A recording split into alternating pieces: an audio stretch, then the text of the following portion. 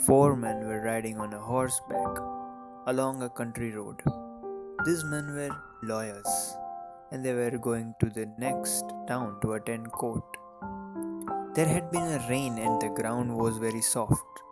Water was dripping from the trees and the grass was wet. The four lawyers rode along, one behind another, for the pathway was narrow, and the mud on each side of it was deep. They rode slowly and talked and laughed and were very jolly. As they were passing through a grove of small trees, they heard a great fluttering over their heads and a fibble chirping in the grass by the roadside. Stish, stish, stish came from the leafy branches above them. Chip, chip, chip came from the wet grass. What is the matter here? Asked the first lawyer, whose name was Speed. Oh, it's not only some old robins, said the second lawyer, whose name was Hardin. The storm has blown two of these little ones out of the nest. They are too young to fly, and the mother bird is making a great fuss about it. What a pity! They'll die down there in the grass, said the third lawyer, whose name I forgot. Oh well, they are nothing but birds. Oh well, they are nothing but birds, said Mr. Hardin. Why should we bother? Yes, why should we? Said Mr. Speed. The three men, as they passed, looked down and saw the little birds fluttering in the cold, in wet grass. They saw the mother robins flying out and crying to her mate. Then they rode on, talking and laughing as before. In a few minutes, they had forgotten about the birds. But the fourth lawyer, whose name was Abraham Lincoln, stopped.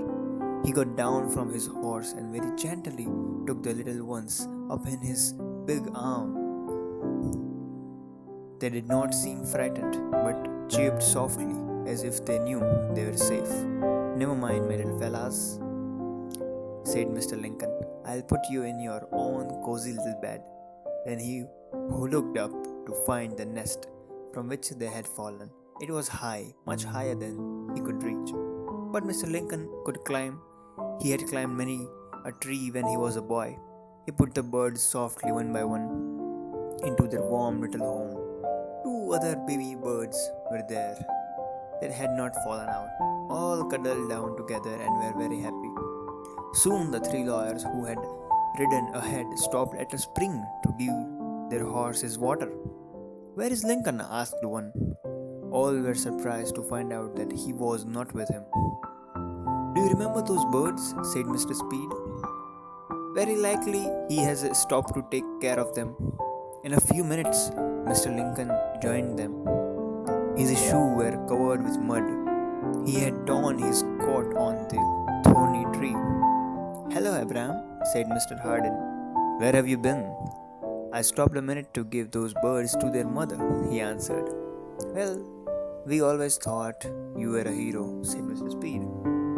Now we know it. Then all three of them laughed heartily.